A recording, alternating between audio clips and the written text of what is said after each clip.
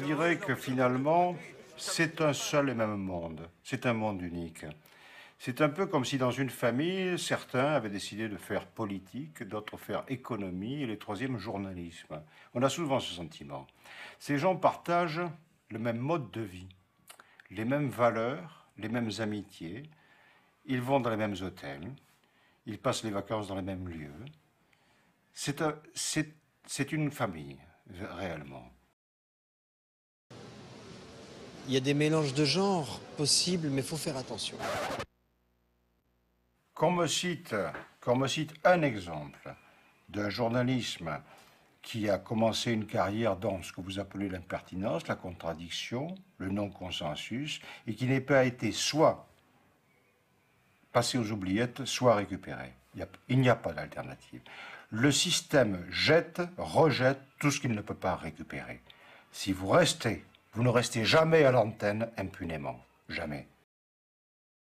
Est-ce que vous renouvelez ce soir votre appel à calmer le jeu partout dans tous les quartiers où il y a des incidents?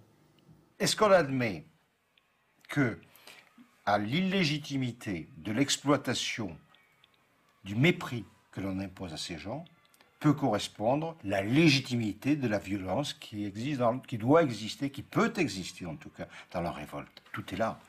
Il est une violence symbolique légitime pour M. Pujadas. Il est une violence physique, collective, illégitime pour M. Pujadas. La ligne de partage se fait selon des intérêts, excusez-moi de l'archaïsme du mot, des intérêts de classe. Le prochain coup, il va falloir qu'elle tape fort une fois de plus en plus fort. Les journalistes, pour la très grande majorité, au-delà de la majorité, pour eux, les classes populaires, c'est une réserve d'Indiens. Ils ne les connaissent pas. Ils ne viennent pas de ces milieux. Ils n'en connaissent pas les codes, ils n'en connaissent pas les préoccupations, ils n'en connaissent pas les conditions de vie, ils n'en connaissent pas la culture, ils n'en connaissent pas les traditions.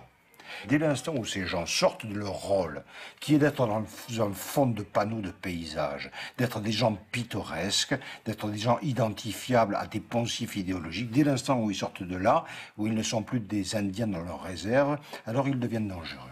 Parce qu'ils rompent avec le consensus mou de la démocratie molle, ils rompent la règle du jeu, ils brûlent des pneus, ils occupent des usines, ils séquestrent des patrons, ils sont hors le champ social. Et là, l'appareil idéologique montre ses dents et mord cruellement. Et ce qui est moquerie de classe devient, à certains égards, exclusion, voire haine de classe.